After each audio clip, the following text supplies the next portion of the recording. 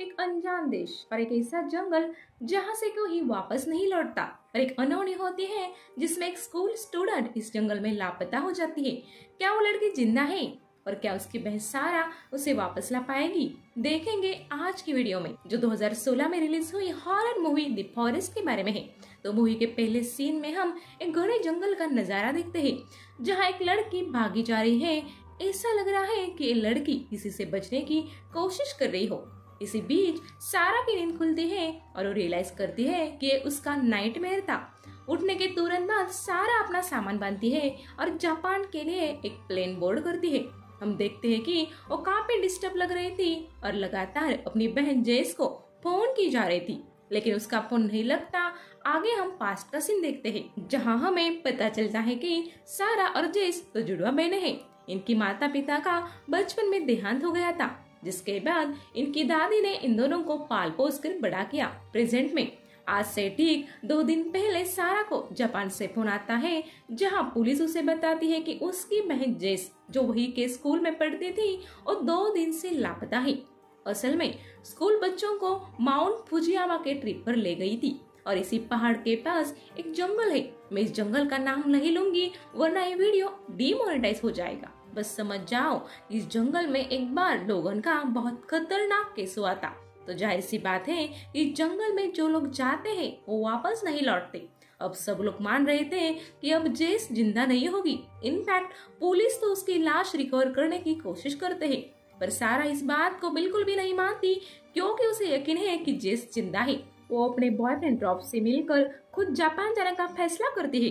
Rob उसे warn करता है कि जेस अक्सर प्रॉब्लम में पड़ जाती है और खतरा सारा को उठाना पड़ता है, लेकिन सारा अपनी बहन को लेकर बहुत चिंतित है। प्रेजेंट में हम सारा को जापान में देखते हैं। रात को सोते हुए उसे कमरे में एक अजीब सी आवाज सुनाई देती है। ओट का दरवाजा खुलती है और उसे नीचे बेसमेंट में एक टेंट नजर आता है।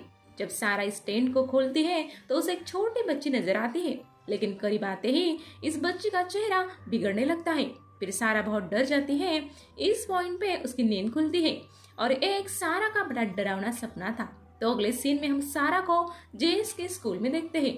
यहाँ वो अपनी बहन के टीचर और दोस्तों से बात करती है ताकि वो पता लगा सके कि जेस जंगल में क्यों गई थी। जेस की दोस्त सारा को देखकर बहुत डर जाती है क्योंकि वो बिल्कुल जेस के जैसे ही दिखती थी। वो सारा को बताती है कि जंगल से कोई जिंदा नहीं लौटता, केवल यूरी नाम की आत्माएं लौटती है जो कि बहुत गुस्से में होती है। अब तक जेस के साथ भी वही हुआ होगा और ये बात सारा को बहुत परेशान कर देती है और वो वहाँ से चली जाती है। हम सारा को इस जंगल के बारे में रिसर्च करते हुए देखते हैं और उसे इंटरनेट पे यहाँ हुई कई मौतों के बारे में पता चलता है। तो अगले दिन सारा उसी जंगल के लिए निकल जाती है। जंगल के बाहर सारा को एक इन मिलता है और सारा यहाँ पर अपनी बहन के बारे में पूछने लगती है। रिसेप्शनिस्ट सारा को इन के अंदर एक मॉग में लाती है जहाँ पर उन्हें आज ही एक यंग लड़की की लाश मिली थी। सारा डरते हुए लाश को चेक करती है, लेकिन ये जेस नहीं थी। इसके बाद सारा खुद इन्वेस्टिगेशन करने का फैसला करती है और जंगल में जाने का डिसीजन लेती है ताकि जेस को जल्द से जल्द ढूंढ सके। लेकिन इनमें एक लेडी वार्न करती है कि ये जंगल इंसान के अंदर के दुख और निगेटिव इमोशंस को पकड़ लेता है और उन्हें अजीब अजीब दृश्य दिखाता है। इससे इंसान बहुत टूट जाता है और अंत में खुद को मार डालता है। सारा इस बात को सुनकर थोड़ा डिस्टर्ब जरूर होती है। उसके बाद हमें सारा को वापस से उसके होटल में देखते हैं जहाँ उसे एडन नाम का एक जर्नलिस्ट मिलता है। बातों बातों में एडन सारा से उसकी बहन के बारे में पूछता है और सारा उसे जंगल के बारे में बताती है। एडन रिवील करता है कि वो अपने दोस्त मिची के साथ कई बार जंगल जा चुका है और अगर सारा चाहे तो उसके साथ चल सकता है। यहाँ मिची एक वॉचर था और जंगल में उन लोगों को ढूंढने जाता था जो कि अपने आप को खत्म करने के इरादे से अंदर गए हैं। एडन सारा की कहानी पर एक आर्टिकल लिखना चाहता था और उसे उसकी बहन के बारे में और सवाल करता है। सारा बताती है कि बचपन में वो और जेस 6 साल के थे जब उनके माता पिता की मौत एक एक्सीडेंट में हो गई थी और जेस ने उनकी लाश को अपनी आंखों से देखा था, जबकि सारा ने अपनी आंखें बंद कर ली थी। और सारा इसके लिए आज भी बहुत ज्यादा गिल्ट फील करती है क्योंकि उसे लगता है कि जेस ने अकेले ही और ट्रॉमा झेला होगा। यहाँ हमें फ्लैशबैक का सीन दिखाया जाता है जहाँ जेस और सारा छोटे थे। तब हम देखते हैं कि असल में सारा के पिता ने सारा की माँ को जान से मार डाला था, जिसके बाद उन्होंने खुद को भी मार गिराया। यही नहीं तो जेस ने इस इंसिडेंट को अपने कैमरे में रिकॉर्ड कर लिया था, लेकिन सारा ये बात एडन को नहीं बताती। उसके बाद हम अगले दिन का नजारा देखते हैं जिसमें सारा, मिची और एडन जंगल के अंदर जाने की तैयारी में थे। मिची सारा को ऑब्जर्व करता है और उसके बाद उसे कहता है कि उसे लगता है कि सारा अंदर से दुखी है और उसे लगता है कि उसे इस जंगल में नहीं जाना चाहिए, क्योंकि इस जंगल के अंदर आपका जो दुख और तकलीफ होता है वो एम्पलीफाई हो जाएगा, क्योंकि जंगल इस चीज को फीड करता है। तब सारा मिची को आश्वासन देती है कि वो खुद को संभाल लेगी। सारा इस बात पे ध्यान नहीं देती और ये तीनों जंगल के अंदर दाखिल होते हैं। जंगल के अंदर उन्हें कई लाशें दिखाई देती हैं जो उन लोगों की थी जिन्होंने खुद को मार दिया था। मिची ये देखता है और सारा को बोलता है कि जेस भी अब तक जिंदा नहीं होगी। वो सारा को वार्न भी करता है कि यदि उसे यहाँ पर कुछ भी अजीब दिखाई दे तो ये सिर्फ उसका भ्रम होगा और उसे उस पर ध्यान नहीं देना चाहिए। कुछ दूर चलने के बाद सारा को एक टेंट दिखाई देता है जो बिल्कुल वैसा था जैसा उसने सपने में देखा था। सारा बहुत खुश हो जाती है और बताती है कि एक टेंट जेस का ही है। टेंट के अंदर जेस का सामान भी रखा था और उसके कपड़े भी टंगे हुए थे। इसका मतलब जेस अभी भी जिंदा है।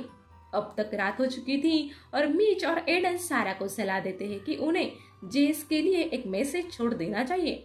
ऐसा इसलिए क्योंकि रात में जंगल में रुकना खतरनाक हो सकता है, लेकिन सारा अपनी बहन से दूर नहीं जाना चाहती थी। अब ओ और एडन रात को वहीं रुकने का फैसला करते हैं। रात को बातचीत के दौरान एडन सारा से पूछता है कि ओ इतना श्योर कैसे है कि जेस जिंदा है। इस पर सारा कहती है कि उसके अंदर एक आवाज है जो जेस की नामौजूदगी में शांत पड़ जाती है। इसी आवाज के कारण उसे यकीन है कि जेस अभी भी जिंदा है। उसके बाद हमें आधी रात का सीन दिखाई देता है जहाँ पर सारा को झाड़ियों से किसी की आवाज सुनाई देती है। टेंट के बाहर आते ही जेस को एक जापानीज लड़की दिखाई देती है। ये लड़की बहुत डरी हुई थी और वो अपना नाम कौशिको बताती है। कौशिको उसे बताती है कि जेस ने उसे एडन से सावधान रहने के लिए बोला है। वो कहती है कि एडन भरोसे के काबिल नहीं है। एडन सारा को ढूंढते हुए यहाँ आ जाता है और कौशिको गायब हो जाती है। अब तक सारा को एडन पर शक हो चुका था और वो कौशिको के बारे में एडन को कुछ नहीं बताती। अगली सुबह एडन सजेस्ट करता है कि उन्हें जंगल के बाहर जाकर मदद बुलानी चाहिए ताकि जेस के लिए सर्च पार्टी तैयार की जा सके। एडन सारा को लेकर जंगल से निकलने लगता है और वो दोनों एक नदी को फॉलो करने का फैसला करते हैं, लेकिन सारा को ऐसा लगता है कि एडन उसे जंगल के और अंदर ले जा रहा है और वो उससे कंफर्म करती है और वो एडन से पूछती है कि क्या वो जेस से मिल चुका है, लेकिन एडन इनकार कर देता है और एडन का फोन चेक करती है और उसे जेस की तस्वीर दिखाई देती है। ये देख सारा बिल्कुल शॉक हो जाती है और एडन से जेस के बारे में पूछती है। एडन सारा को समझाने की कोशिश करता है, लेकिन सारा वहाँ से भाग जाती है। सारा जंगल की तरफ दौड़ती है और यहाँ पर हम उसके पीछे एक डरावनी एंटिटी को भी देखते हैं। आगे जाकर सारा का पैर फिसल जाता है और एक गड्ढे में गिर जाती है। जंगल के अंदर मिची को सारा और एडन का कोई पता नहीं चलता और वो एक सर्च पार्टी लेकर अंदर दाखिल होता है। अब तक रॉब भी आ चुका था और ये सभी सारा और एडन को ढूंढने की कोशिश करते हैं। अब गड्ढे के अंदर सारा को वही लड़की मिलती है जिसका नाम कौशिको था। वो सारा से कहती है कि उसे मालूम है कि जेस कहाँ है और वो सारा को अपने साथ गुफा के अंदर ले जाती है। सारा उसका पीछा करती है और एक अंधेरे कोने में पहुंच जाती है। वहाँ सारा को एक भयानक एंटिटी दिखाई देती है जो सारा पर हमला कर देती है। वो किसी तरह जान बचाकर बाहर निकलती है और मदद के लिए चिल्लाने लगती है। यहाँ कहीं एंटिटी सारा का पीछा करती है, लेकिन सारा खुद को याद दिलाती है कि ये सब उसका भ्रम है। अब तक एडन भी वहाँ पहुँच चुका था और सारा को गड्ढे से बाहर निकालता है।